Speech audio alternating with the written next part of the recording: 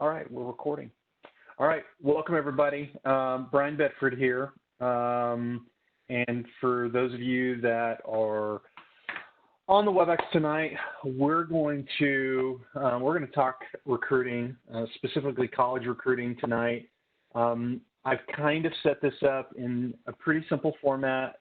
I've done this a couple times where we really talk about the process, the plan, and then how to get prepared and go through this.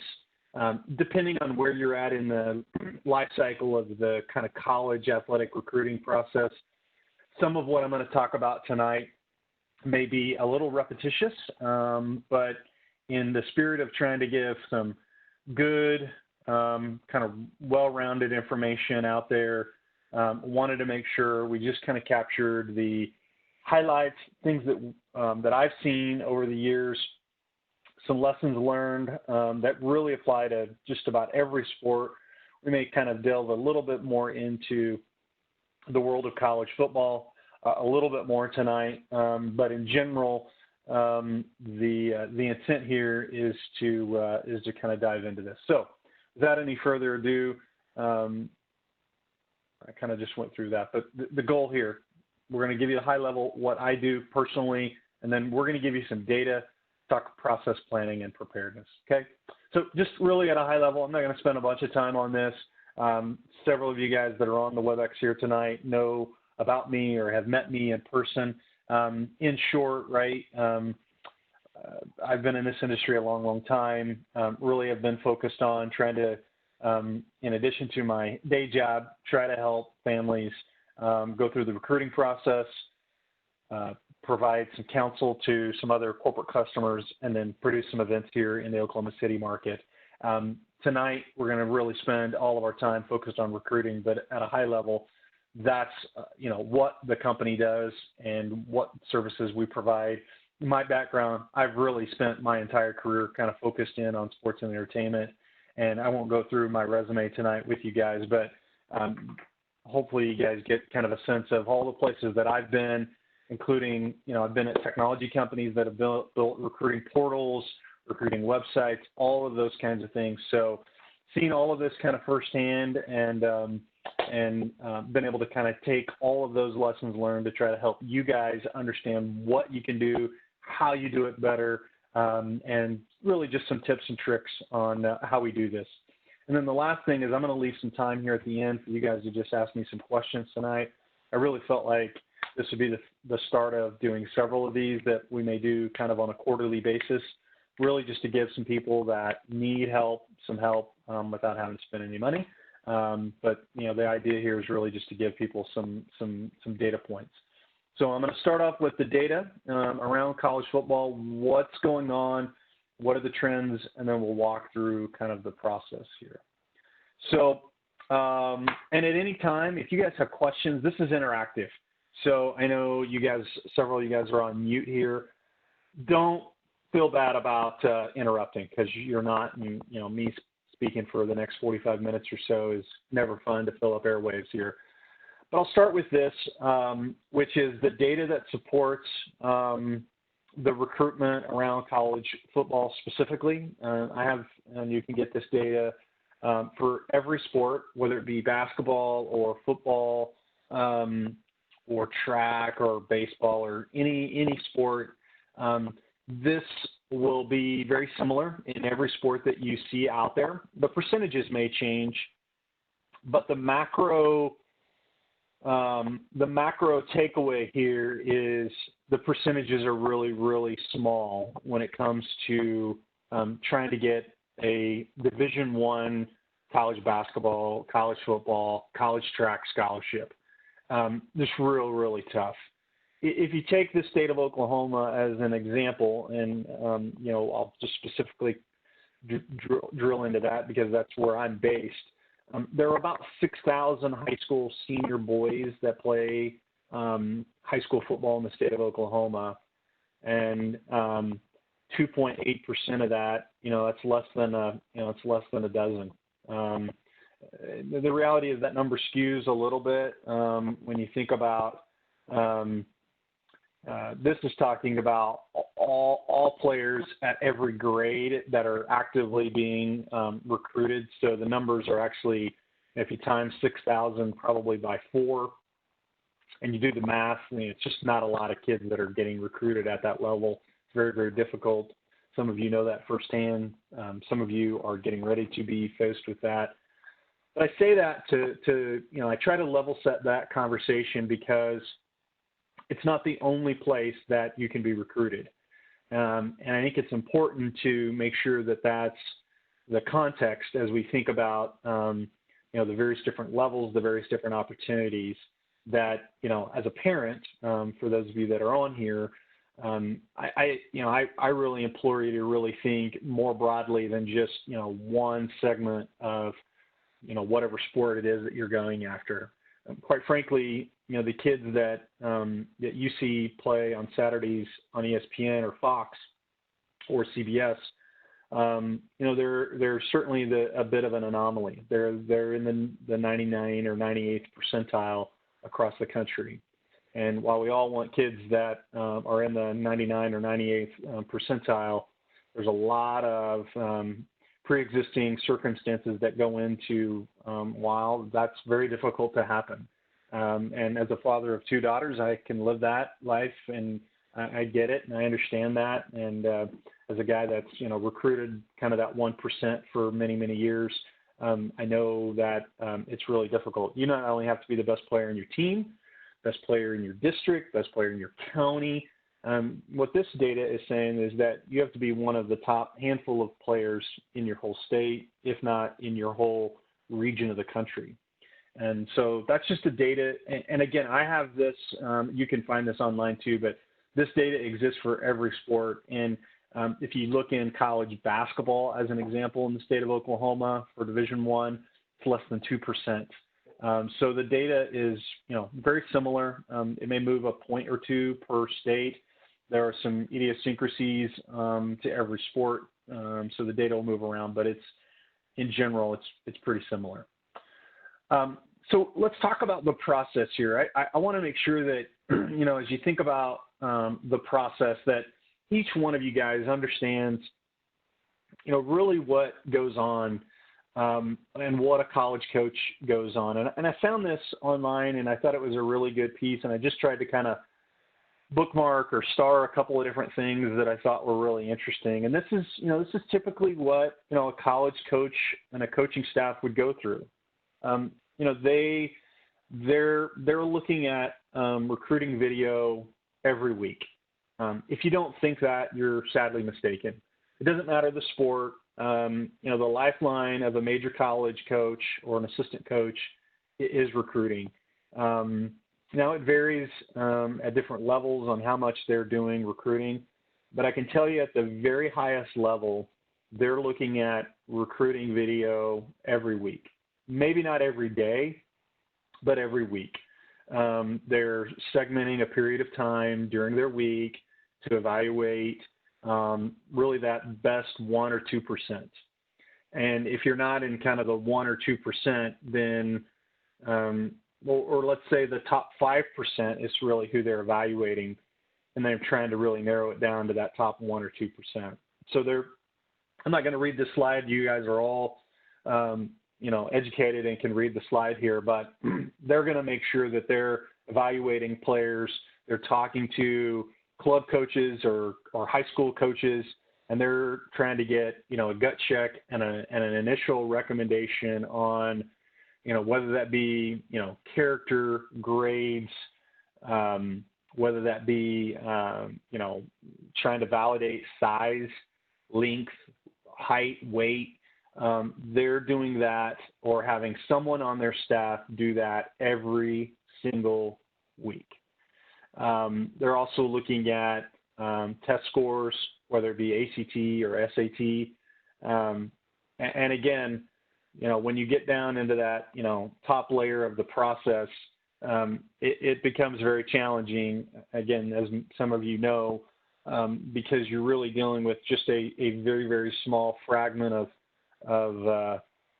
players that either they are continue to make an evaluation on or try to get in the pool to really be an evaluated prospect. Then, from time to time, they will be meeting to, basically go through a funnel. And I'm going to show you a different diagram here in just a minute. But the intent, most of the time, either a region coach or a position coach is then kind of, basically advocating for a player that they've seen, and they are then taking that to maybe the head coach. In football, it probably goes to a coordinator or a staff, or like a side of the ball, like offense or defense staff, and they may review that. And so they're reviewing the kinds of players that they want to recruit and bring on board, or at least start to maybe actively recruit or go make a home visit, or any of those number of different things that happen through the process. And then certainly well down that process then is to get involved into offers and visits and so forth. And there's certainly some steps that even aren't described here on this sheet, where the contact will start to surge based on their level of interest and the timing of the prospective student athlete, and we'll talk about the recruiting calendar a little bit further into this session. So let's, and again, I pulled this up because having no real context of who was going to join tonight, I thought, well, let's just start with college football as an example. The numbers change a little bit in college basketball, where you're dealing with, a dozen or so scholarships in Division I, and then, a little bit less in Division II and the NAI. But, if you take college football as an example, you've really got 5 different levels of football to really consider. From your non-scholarship Division III to NAI to Division II to 1AA to Division I, and so then you're in a sense playing a numbers game, because this is the scholarship totals that each school has to work with, and really as you get past Division I in every sport, they become basically equivalency sports. And the way that I kind of describe that, again, if you're in basketball or track or any of the other sports that are out there, kind of works like you've probably all heard the terminology that the salary cap in professional sports. And I would say that it kind of works a little bit like that. If you've got $100 in your wallet and you've got to dole that $100 out to, let's say you had 5 kids and you got to dole that $100 out there to 5 kids, what does that look like? And how do you disperse that? Do you disperse that evenly, or does and maybe the kid analogy is not a great one, but if you said employees, maybe one's a higher performer, and so as you get into some of your equivalency sports, they kind of work that way. As you can see here, again, this applies to any sport here. When you think about the recruiting funnel, they start off, with a broad funnel of names and databases, whether they've, been at a showcase camp in basketball, or they've been to an elite combine in football, or they've run in the state meet in cross country. All of these things are ways for them to get data. They mine that all over the country, looking for the best of the best. Then they start, evaluating in person and via video. Then it's really around the extended process of the funnel of making phone calls, offering, making visits, et cetera, et cetera. So it's quite complex. Every sport, again, works this way. There's idiosyncrasies to each one of them. The big takeaway here is that as you think about the process as a parent, or, with your family and with your son or daughter going through this, I think it's important that you, recognize that there, Division I is a option. It's not the only option, but it's a option to consider, and one that, several people have, had success with, but there's other places to look at.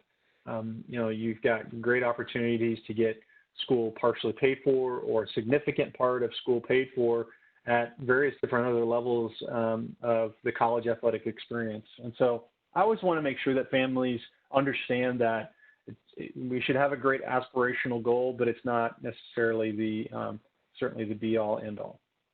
So let's talk about the plan. And here, I always try to make sure that families understand that everyone has a role. Your athletes are really the primary, communicator. And at this point in time, depending on where you're at in the process, your job as a parent should be to be teaching your son or daughter how to communicate to a college coach. Because candidly, the college coaches, they don't want to recruit you. They're recruiting your son or daughter in the process. And so it's important as a parent to make sure that you've provided counsel to your son or daughter to be able to be that communicator, be able to be that person that a college coach could have a conversation with. If they picked up the phone and your son or daughter was on the other end of the phone, you want to make sure that they're representing, your family, himself or herself, the school, etc.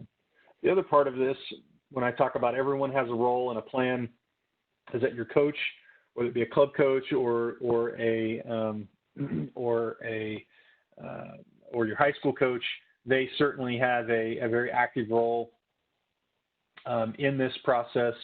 And, we want to make sure that that you've had a touch point with them at some point in the, in the process, so that you've communicated your desires. They know what you want to study. They know what your goals are, et cetera.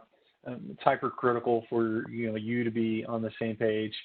And then, what are the other people that are part of your circle of trust that you want part of the recruiting process?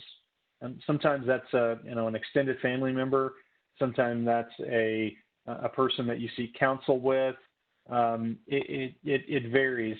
But, my guidance would be that, make sure that you've really talked as a team about who's going to do what. What role do you want each of them to play? And I would advise you to keep that circle, fairly private and small, because there's lots of information as you go into the very end of the process that's fairly confidential, and you want to make sure that you can trust that group of people, and the higher profile student athletes that are recruited will have media scrutiny and so forth, and you want to make sure that you keep that.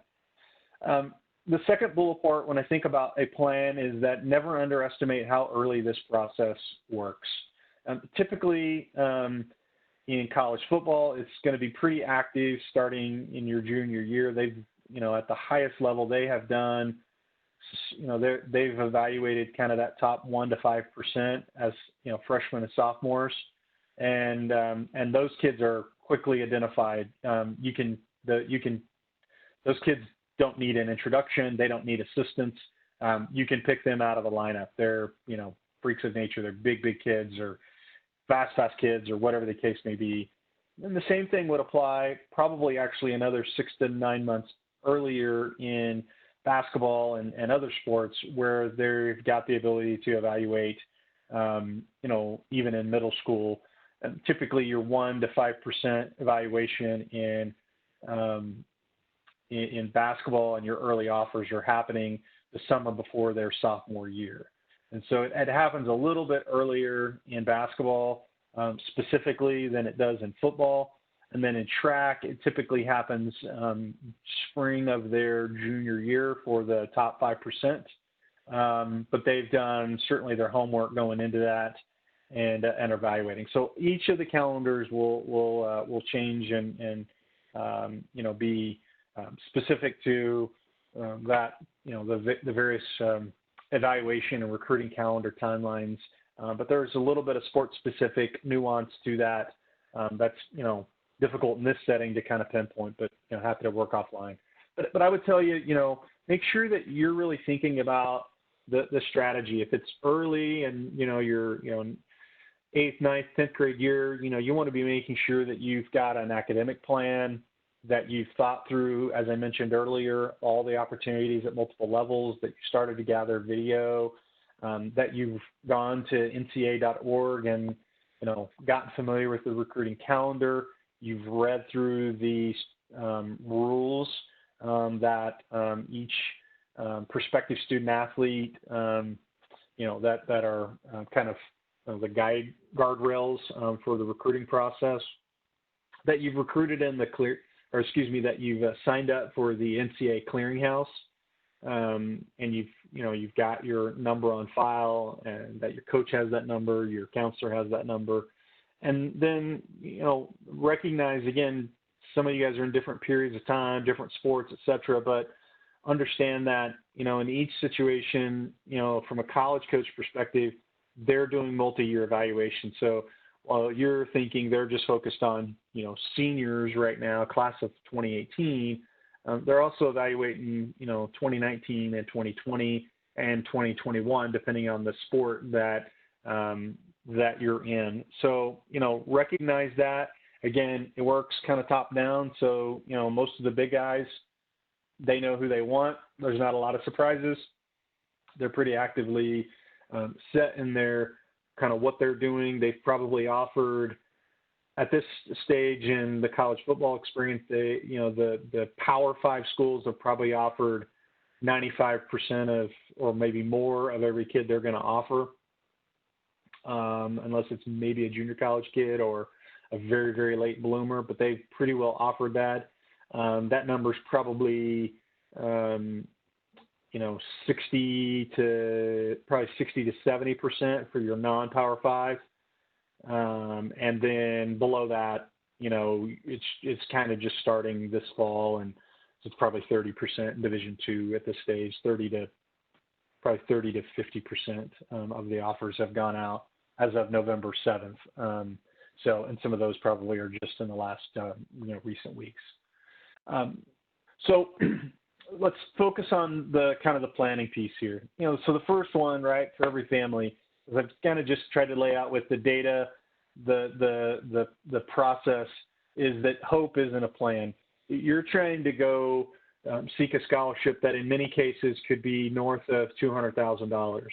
And, a Baylor, an SMU, a TCU, a Notre Dame, a USC, a Miami, a Boston College, your private schools as an example, those are upwards of $45,000 to $60,000 per year.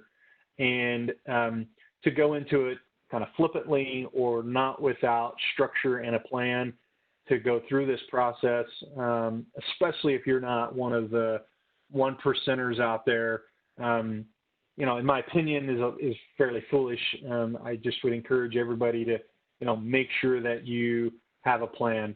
And whether it's football on the screen or basketball or any other sport here, it's, really about making sure that you're putting a process and a structure and so forth to help you to help really your son or daughter for 40 years or longer, not just 4 or 5 years. It's great to play ball. I was a college track athlete. I love it. I've got great teammates from back in the day, but it doesn't help me at all at this point in my career. And so I just, encourage you to make sure that you're thinking about a plan. And so just, the things that I always try to stress are, and some of these will depend on where you're at in the process, but you should be making sure that you've thought through all the different variables. What happens if I don't get a full scholarship? What happens if I do? Have I considered the budget for maybe having to augment some of that if my son or daughter gets a partial scholarship? Have I done everything I can on the performance training, on the academic training side of things to equip them? Are they taking, college prep classes? Are they, applying for, student aid in the state of Oklahoma? There are things like Oklahoma Promise and so forth that you can sign up for to help augment some of that financial aid. Do you have a communication plan for how you're going to talk to coaches? What you intend for your son or daughter to say in certain situations? What kind of education are your son or daughter getting today? Are the grades good? Does he or she have the right core classes so that he can get the 16 core classes that are needed to be a qualifier to an NCAA Division I or Division II school? Does he have a degree plan, or does he know what he might want to study? So one of the first things a college coach is going to say is, hey Johnny, what do you want to study? Do you want to work in business? Do you want to be a coach? Do you want to do pre-med, et cetera, et cetera? And then have you thought about location? And I'm a big believer, if you ever spend any time with me, I'm a big believer in an 8-hour rule. I love for families to really think about location and mom or dad being, engaged in the, in the process and a part of the student experience. And, I always kind of use the analogy that's, dad gets off of work, an hour early on Friday at 4:00, and he could be somewhere at midnight on a Friday to watch a game on Saturday or something of that nature. And so, tonight we're not going to go build your plan, and that's really for you to do or to seek counsel. I mean, I have built those with people, but candidly, I just encourage people to get a plan, build a plan, think about it, put it on paper. It's amazing what a little thought process and a family recruiting meeting from time to time will do to help kind of laser in on it. And then, the last bullet point that I have is really about preparedness. And so, again, as you think about planning for it, being prepared is key, and understanding that it starts early. This is a general time frame. Again, it depends a little bit on each sport, but really junior year or in and around junior year, it could be pre-junior year or your junior season in high school football, really key. They're going to be able to make a pretty significant sniff test on that. Make sure you've got the major buckets kind of figured out, even if you don't have like this dramatic plan on all the different things that I just went through.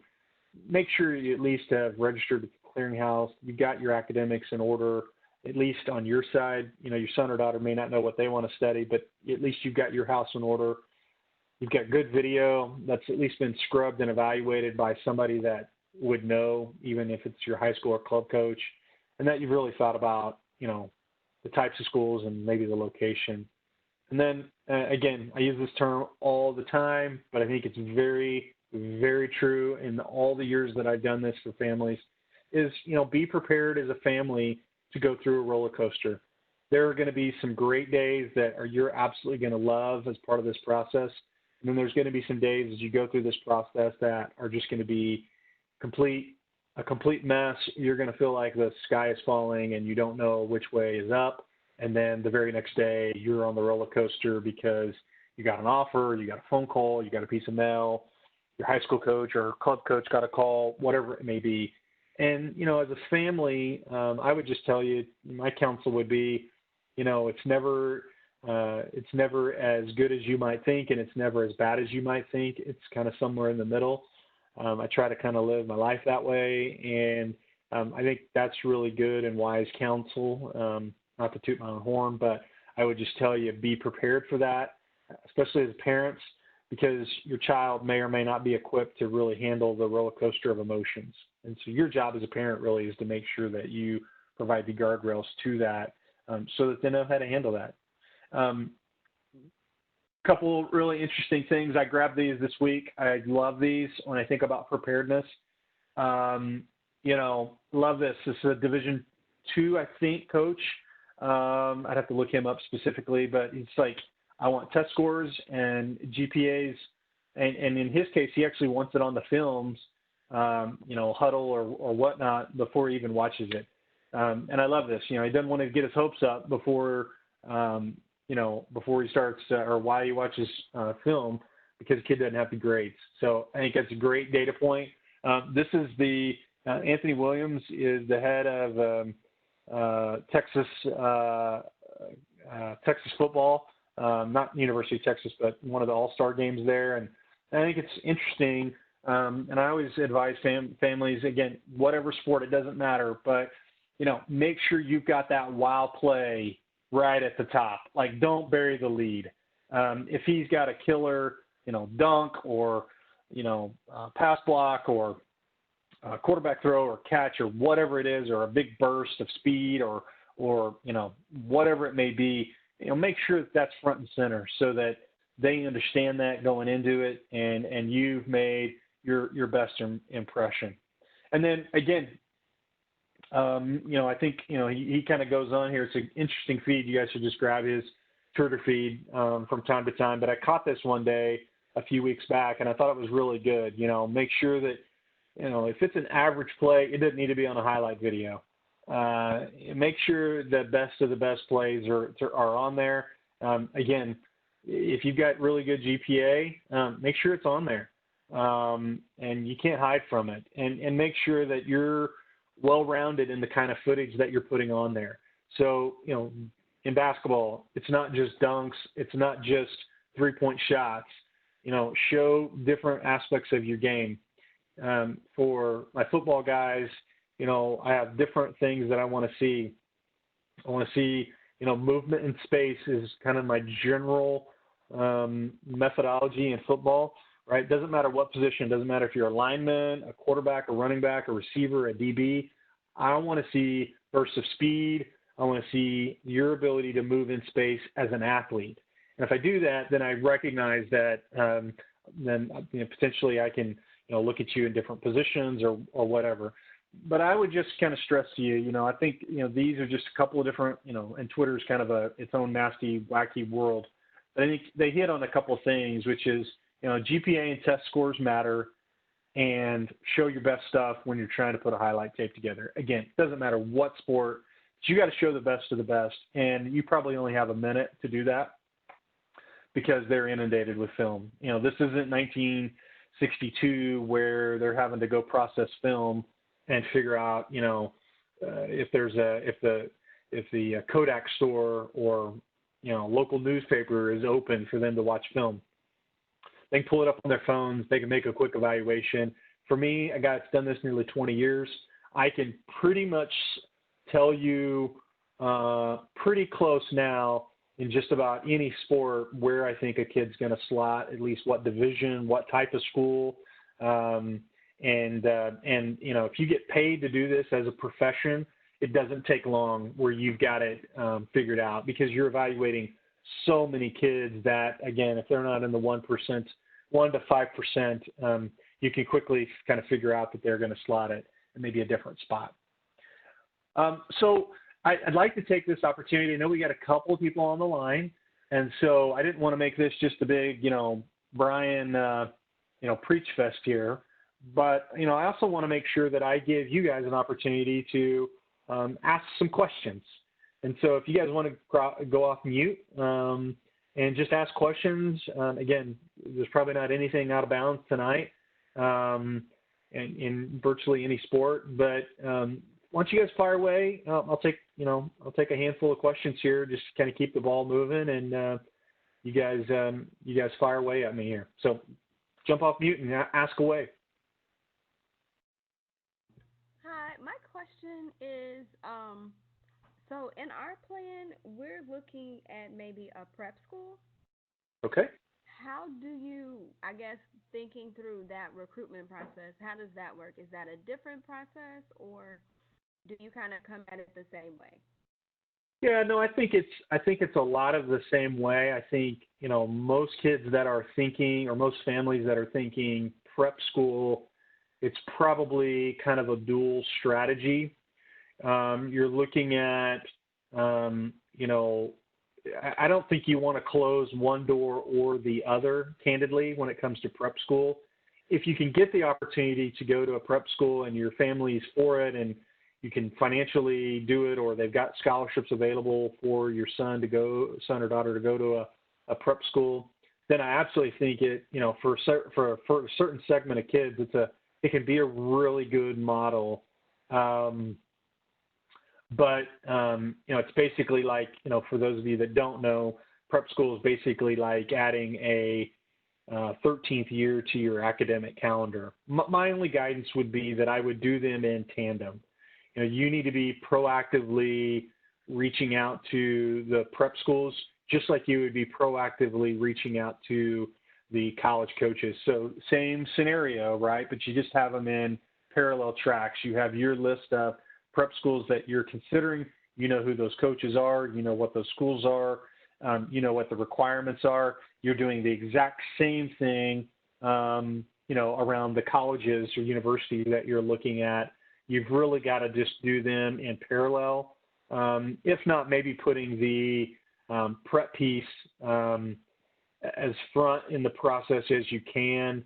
But I would just do them in parallel. I wouldn't do that's, because you don't know, depending on where he is or she is, you may, something crazy might happen even as a senior, right? And so what you wouldn't want to do is, you've closed that door, and if an opportunity came late that you wanted, that you've closed that door. So I'd keep everything open.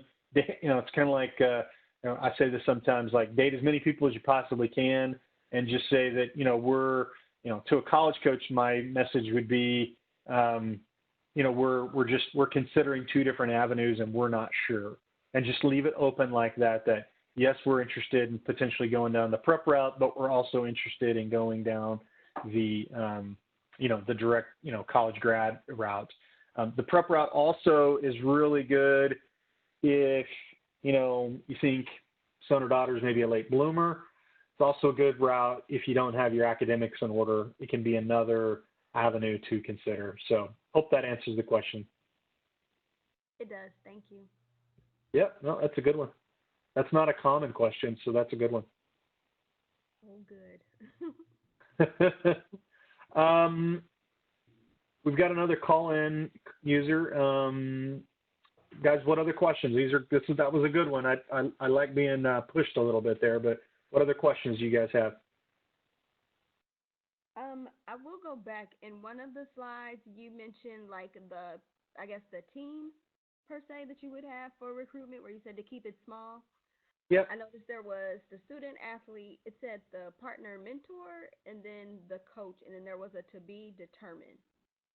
Yeah, well, I just say this. Going into it that your son or daughter's got to do their part, right? They're part of obviously, you got your parents. That's when I say your parents are going to have to play a role in. They're really the they're really the advisor. They're really the facilitator and mentor, because they're the in between. Like the student athlete's going to have information coming to them in a language that is they're being spoken to like an adult, but yet the student athlete may be 14, 15, 16 years old. They may not have ever really had an adult kind of conversation per se. So as a parent, right, you sometimes have to step in and kind of translate, if that makes sense, and really be a little bit of that, translator, right? Translate, facilitator, whatever term. Your coach is going to have your coaches, depending on the sport and so forth. It could be an assistant coach, it could be the head coach. They're going to play a role, right? These colleges, they call them, whether it's a club team or whether it's a high school coach. They're talking to them. They're getting a character evaluation. They're getting they're getting their gut reaction based on former players that have played at certain levels. They're getting recommendations. Typically they're getting asked for, who's their very best player, and, is he a Division I prospect? If not, do they think he's a Division II, or whatever the case may be? So, your coaches play a role in that, and they're going to be very honest because their reputation's on the line as well. And same thing applies for, club coaches as well and in other sports. And then I put other because potentially there can be other people involved. I advise. Part of what I do as a business is I advise people now. My job is really to advise and provide counsel to parents. But someone like that could be part of the process. You could have a grandparent or a great uncle or godparent, or you could have a You could have a teacher or a counselor that could be part of the process that you say, well, we want them to be kind of in our circle of trust.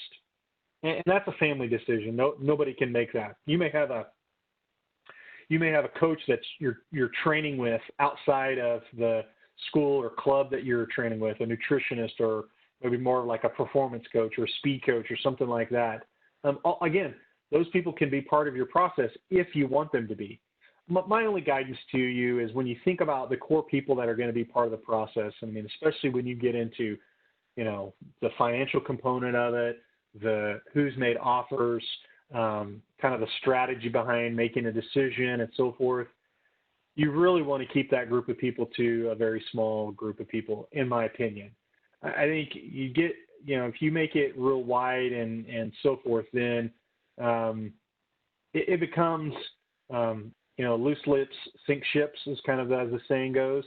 And so my belief is that you want to keep that group of people to just a small group of people. The information that you get through the recruiting process is your information, and you should use good judgment in who you want to share that information with. Thank you. Yep.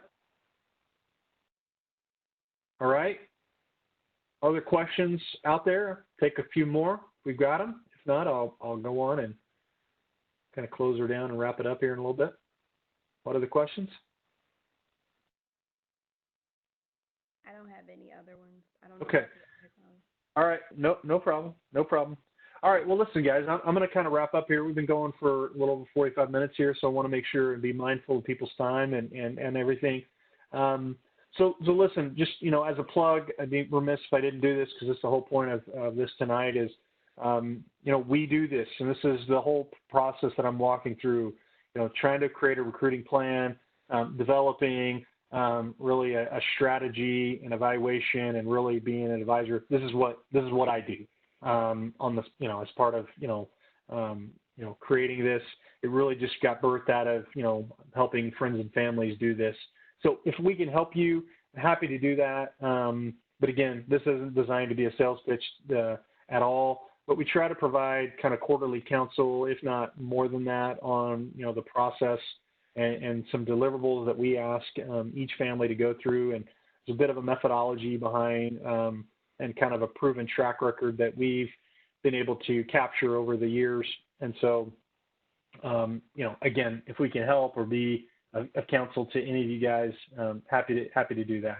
And then the last thing that I would tell you is that, we're certainly trying to be as active as possible on all of our social platforms. So, we've put content on our Facebook page, our Twitter handle, and we also actually just launched a YouTube channel. We'll be putting more content online on YouTube. It's real easy. Each of those you can just search at Bedford Agency or Bedford Agency, and we're trying to put as much information out there as we possibly can, and then just interacting. So if it's a question or whatnot, you can do that. You've also got here my personal email, personal cell phone. So if there's questions that you've got about the recruiting process, you can always drop me a note, and I'm happy to try to help answer those as best I can, and kind of go from there. So without any further ado, I'm going to give it one more shot to take any questions that might be coming up, and then I'll give you guys back a little bit of time. Any other questions?